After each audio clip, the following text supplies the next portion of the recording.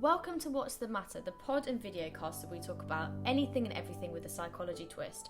Our content isn't going to be super heavy and technical, but my dad and I want to provide you with useful conversation that's going to help improve your thinking. If you want to stay up to date with everything we're going to be talking about, then remember to like and subscribe. Thanks guys, and I hope you enjoy the episode. Hi everyone, welcome to the latest episode of What's the Matter. So I'm joined this morning by my fabulous co-host, Mr. Dad. How are you, Dad? I'm really good, thank you. How about yourself? I'm very good as well, thank you. Very, very sprightly on this sunny morning here in Essex. So today we're going to be talking about self-confidence, and this is actually part one of a 3-part mini-series that we're doing across this topic, isn't it? Yeah, well, we've lots of requests for it as well, haven't we? We've had, both of us have had quite a lot of requests around this, and we just don't really feel that 25-30 minutes is enough time to cover the vast importance of this topic. So this is part one of a 3-part mini-series. Basically, I mean, this isn't going to be, groundbreaking news for anybody, but low confidence really does affect every aspect of your life and how you're going into your day-to-day. And hopefully what we talk about today, you're going to realize just kind of the impact of this. So I think what we'll do is we'll start off with a definition that we felt best resonated for us around what self-confidence is. So are you happy to share that? Yeah, absolutely. And I think the reason for just giving a definition is because confidence can be quite a misunderstood thing. Yeah. And for something that's so important, and as you say, permeates just pretty much every aspect of people's lives, our lives, understanding what it really is important if we're going to discuss it. So there are lots of definitions out there, and we've looked at a fair few of those. But as you say, the one that resonated most with us, you and I, is this one. Yep. So confidence is a feeling of trust in one's abilities, qualities, and judgment. Yeah. One of the reasons we particularly liked that definition as opposed to a few others is it's got the word feeling in it. Mm-hmm. And when we're working with our variety of clients in training and coaching them in terms of their performance and getting more out of themselves and getting more out of life, is so much of the work we do comes back to developing people's confidence and growing it. And we always talk about confidence being a feeling, and people even use that phrase in conversation. They say they feel confident, or they say they feel they're lacking confidence. So it's a way of feeling about ourselves. No, definitely. I obviously agree with you because we had this chat already. I do agree with you. Yeah. So that's a great definition, we feel, but I think we want to really talk about what does this actually mean? What does this really mean in everyday life? So I think, as you said, it's a feeling about our ability and trust in ourselves. So I'm just going to share an example of a one-to-one client of mine, and who's come to me has quite low self-confidence, and just how that has actually affected her relationship. So we've already talked about how this can affect everything, but for her, this is really affecting her relationship. So she's got very low self-confidence in herself, to the point that I don't think she really believes she should be with anybody. Not that she doesn't want to be, but that no one would want to be with her. Yeah. So even though she's being told every single day, I love you and you're beautiful, and being paid an endless compliments, that's going one ear and out the other, because in her belief, where it's so low in herself, she's just looking for, not consciously, but subconsciously, she's just looking for things that reaffirm the fact that she's not good enough. So whether that's when they're watching TV and she thinks he's looking at, the girls too much on the telly, or going to the supermarket and she thinks he's looking at a girl in the supermarket, and he's probably just looking at where the potatoes are. But when your confidence is so low, it's not a conscious decision to go, I'm going to not believe in myself. But when you don't believe in yourself, it does really have a snowball effect on everything. And that can create a lot of insecurities. And I'm sure a lot of people have felt insecure in their relationships before, and probably not realized that this actually comes from a feeling within. I don't know. Would you agree?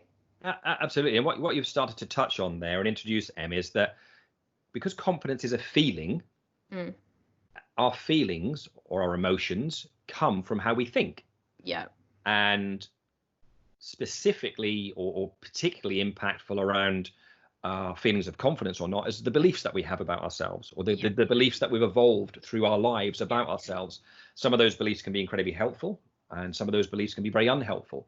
So Similarly, I've worked with a client a few years ago, actually, who they really wanted a long-term loving relationship. But for one reason or another, they believed, and this was probably reinforced by evidence they've noticed on their journey through life, they believed they were the sort of person that couldn't hold a relationship down. Yeah. So because they took that belief into every new relationship, they then had a lack of confidence in themselves, a lack of worth. So very quickly, they were looking for signals in that relationship of when it's going to break down. And they tended to have, they displayed, they had insecure behaviors. Yeah. And because of the way what they believed and the lack of confidence they felt and those insecure behaviors, what nearly always happened was the relationship would break down, which again was more evidence.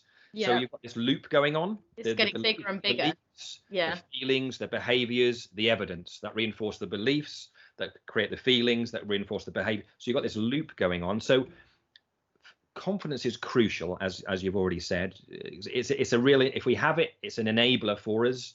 If we don't have it, or we have a very low self-confidence, it's a disabler in lots of ways.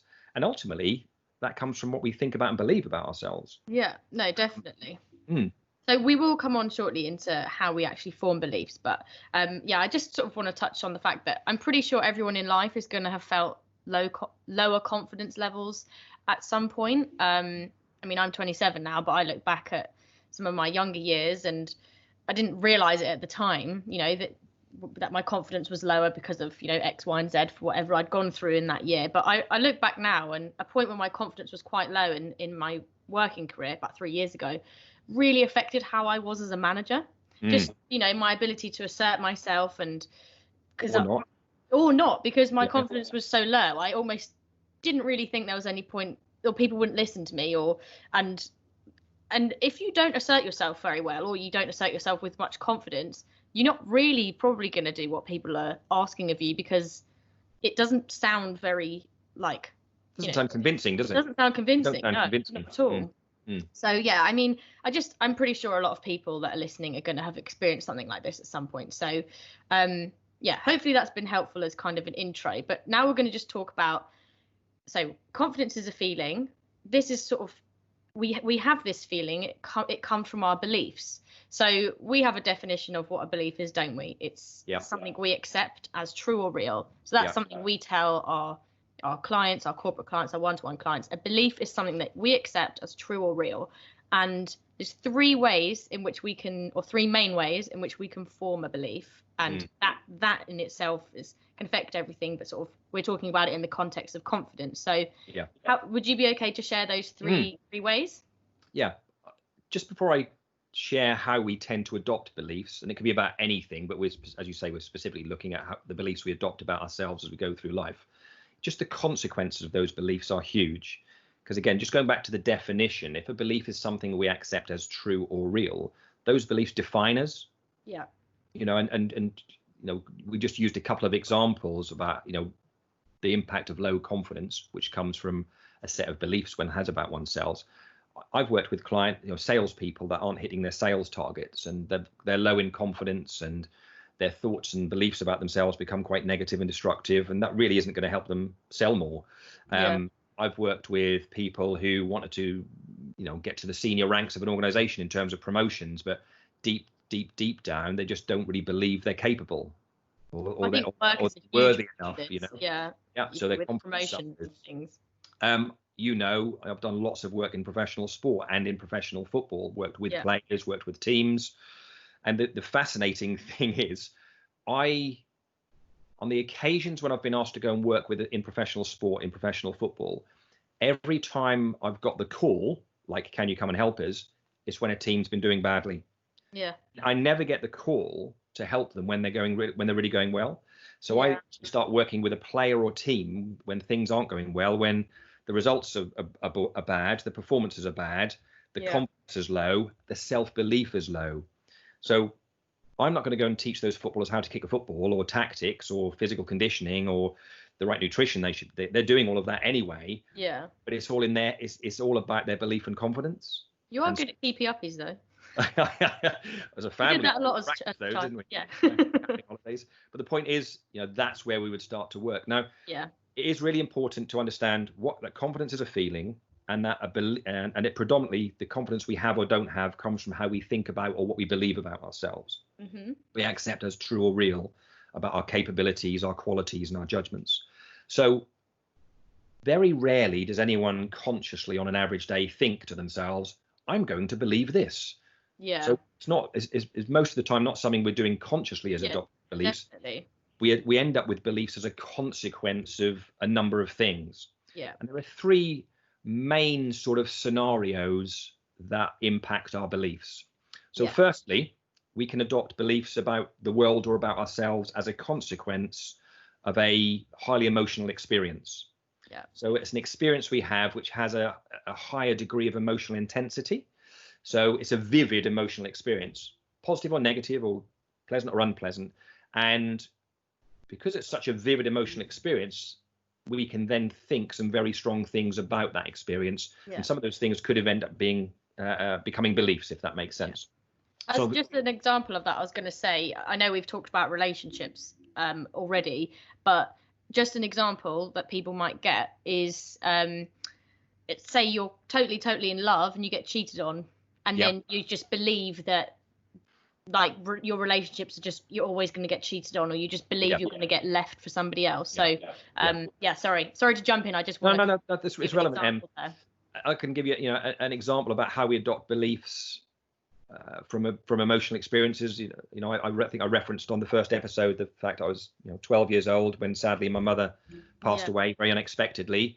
So of course, as a 12-year-old, that's a very sad, devastating experience. Thankfully, through good parenting, etc., with my dad and other people around us, I didn't lose my confidence. I believed in myself as a young person with lots of support. But actually, as a consequence of that emotional experience, I end up believing that life is incredibly valuable. Time is precious. So so even those beliefs about life and time have a part to play in how I go about my life every day and doing this for a living and running podcasts, don't they? So highly emotional experiences can shape some of our beliefs, and some of those beliefs will be about ourselves. Second key way that we end up adopting beliefs is sometimes, for a variety of reasons, we just adopt someone else's thoughts and beliefs. We make theirs ours, if that makes sense. Now, usually, because we don't believe what everyone tells us, but we might believe what certain people tell us, if that makes sense, or what certain people tell us about ourselves. And usually, if we're adopting someone else's view or belief, what that usually means is we have some level of respect, or we are giving some level of credibility to that person. So obviously parents have a fair influence as we're going through childhood. Children give their parents a level of credibility and take on some of their stuff. But when we get to a mentally mature age, it's amazing how we still do that with people. It could be a boss, it could be a manager that we take on their stuff.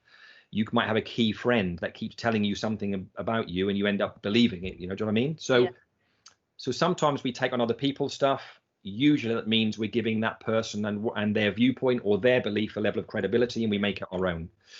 Well, I mean, without cringing you out here, obviously that's kind of what I have gotten into this because I valued your beliefs.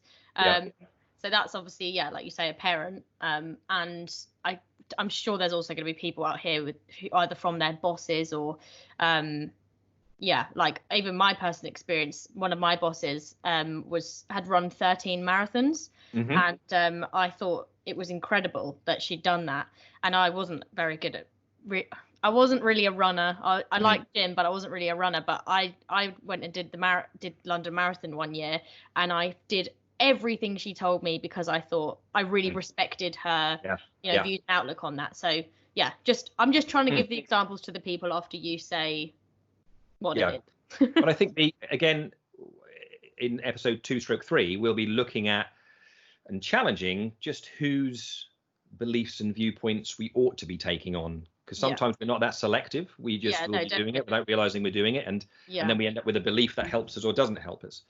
The third way that we end up adopting beliefs, and this is I believe this is really common, this is going on all consistently as we sort of go through life, is just through sheer repetition.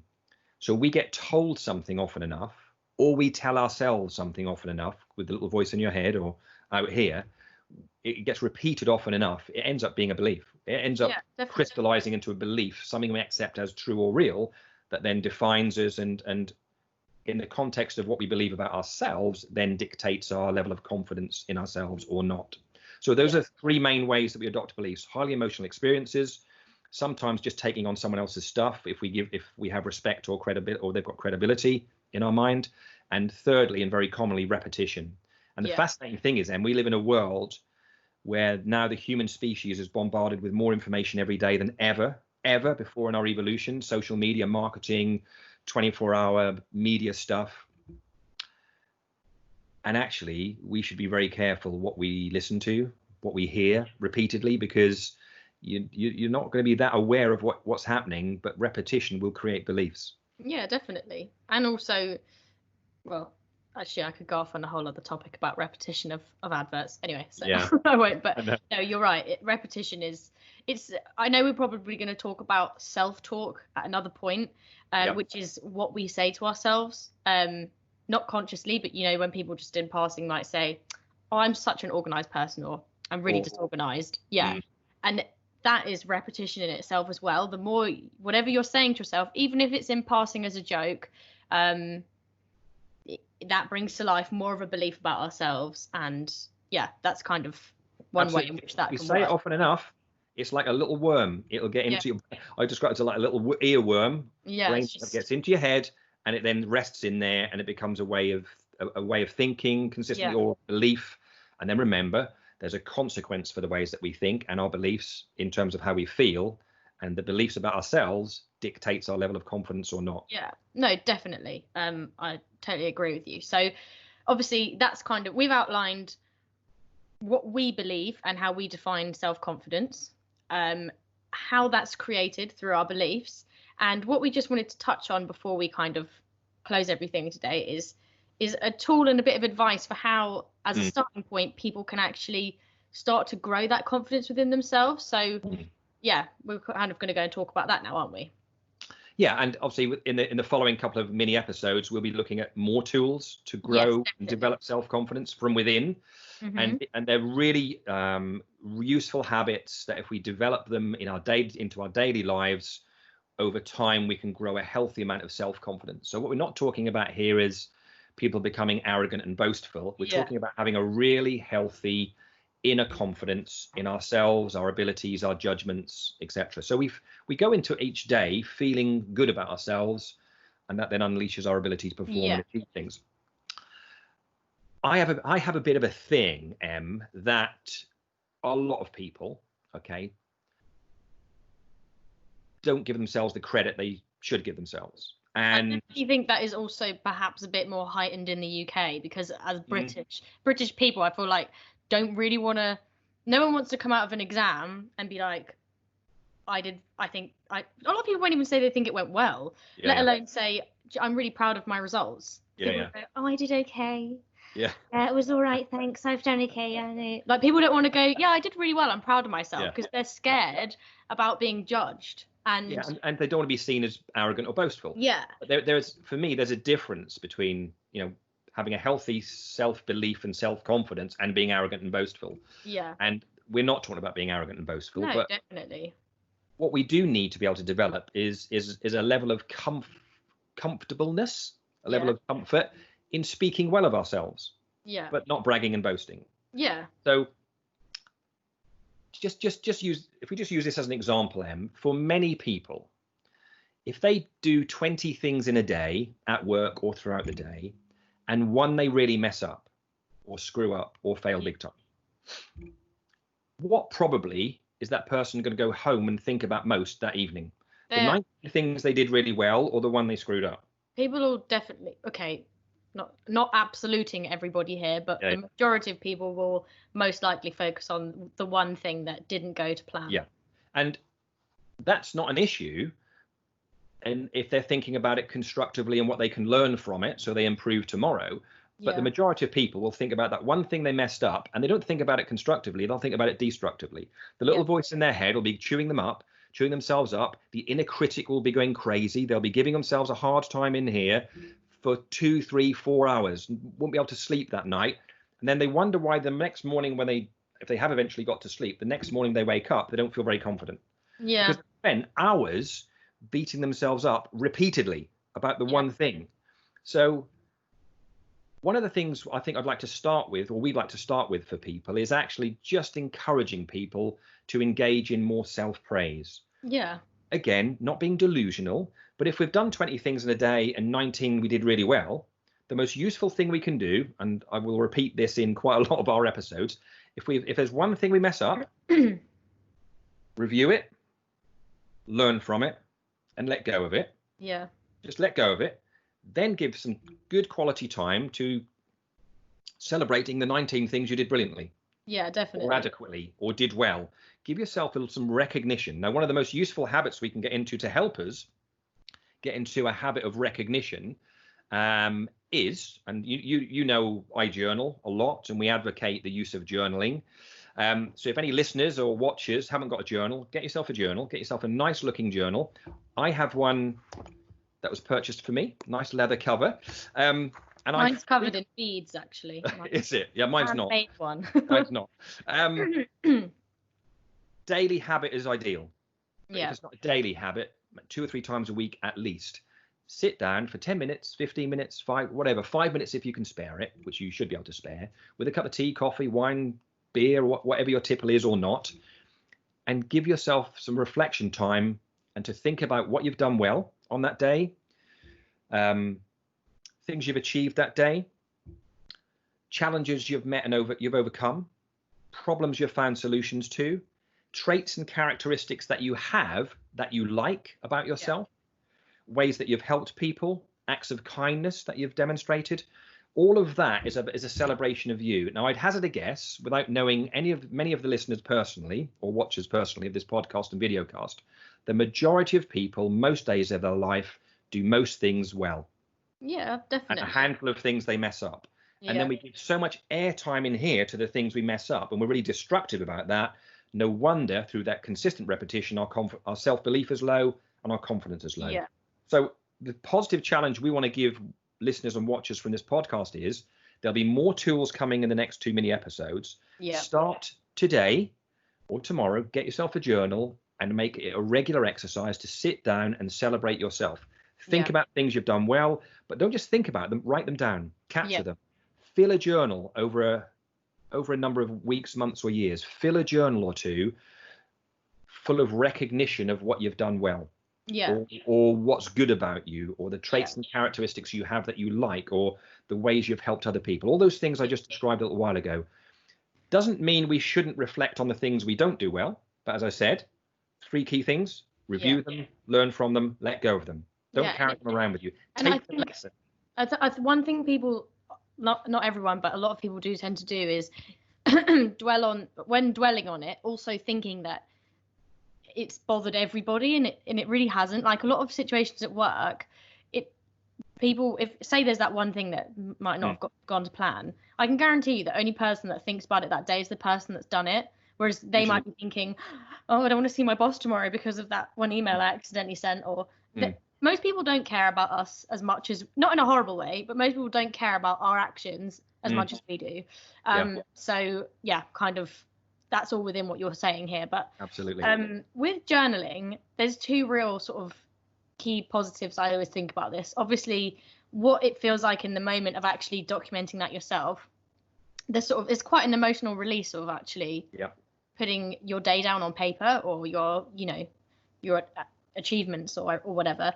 But not saying you have to do this all the time, but every now and again I go and look back at I might just open a random page and I read a couple of them, and you just sort of think, actually, do you know what, I am doing quite well. And and looking at all your achievements, or it's really good for people to do. And I mean, there's loads of benefits to journaling, but for me, I just think those are sort of 2 quite prominent ones.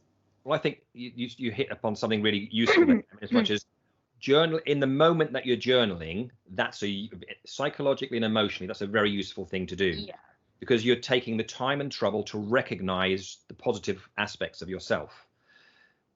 So it's great in the moment. And the more you think about that stuff and you're in that place and you're writing that down, you're recording it, you're capturing it. But it's also great, as you just said, to sometimes just pick your journal up and just read a few pages. Yeah. Stuff you've written down a month ago or 6 months ago. I often reflect in my journals. I look back in them and, they conjure really positive thoughts and emotions, usually. So actually, it's not just about the moment. One of the reasons for recording it is you can look back at it and remind yourself. So if I catch myself, which doesn't happen as often as it used to, going off in a less than helpful direction about myself, chewing myself up a bit too much, giving myself a bit too much of a hard time, again, I'll realize what I'm doing. I'll stop. And I'll be, okay, come on, review this, learn from it, let go. And then I might just have a cup of coffee and pick my journal up. Yeah. And actually just reflect. Yeah, do you know what? I can go through pages and pages of things I've done well and ways I've impacted people positively, and traits and characteristics that I like the fact I've got them. Now, this journaling is not necessarily for us to carry around and show everybody else. Yeah, definitely. It's a private thing for most people. It's for you. It's to recognize your value. It's to recognize your worth. And the great thing is, Em, if people do this over time, regularly, the compound effect of this is significant on our self-belief and confidence. Yeah. It really is. So for something so simple, and when people start doing this, they don't always find it easy. But again, you're not finding it easy because you don't normally do it. Yeah. So the more you do it, Definitely. the easier you make it. Your brain's a bit like a muscle. So the more you recognize your achievements, your worth, your value, and you journal those things on a regular daily basis, the compound effect of that is huge. Yeah, for definitely. Something so simple. So simple. Before I started doing it, I definitely didn't. I was one of those people that would have come out of an exam, or if somebody said, "How's work going?" or "How's this at the moment?" "How's that?" I would have really undersold it, because I actually wasn't that comfortable celebrating stuff about myself. I would very, very happily do it for other people. Yeah. And now since I've started journaling, I've been doing it for, I don't know, a year now. It wouldn't even be a thought on my mind if someone said, "How's business going?" And I'd be okay to say, "Yeah, good, thank you," or, do you know what I mean? Whereas that wouldn't even be a thought of mine. Whereas before, I would have felt really uncomfortable, like, yeah, it's fine. Like, just been a bit awkward about it, and the other person doesn't feel good when they're talking to you, thinking, "Oh God, have I made them uncomfortable?" But yeah, long story short, journaling is great. Absolutely. And we highly recommend you should to start absolutely. trying it. Yep. So thanks, Dad, because I think we've kind of hopefully clearly explained everything to people about what confidence is and how we get to forming our confidence and our beliefs. And obviously now giving you a tool to help grow that within ourselves. So in the next 2 episodes of this mini series, we're going to be covering a whole lot more to do with confidence, but hopefully this has been useful, and we're going to be back again in 2 weeks with part 2, aren't we? We certainly are, Em. Thanks for your conversation this morning. Really enjoyed it, as usual. Thank you, Dad, and you too. I'll probably speak to you in about an hour. We've got team meetings shortly, haven't we? We've got team meetings shortly, yeah. Yes. Okay, brilliant. Well, thanks everybody for listening. Thank you for tuning in to the latest episode of What's the Matter. My dad and I are going to be back again in another 2 weeks. If you haven't subscribed yet, but you want to stay up to date with what we're talking about, then please remember to do so. And in the meantime, have a good rest of your week.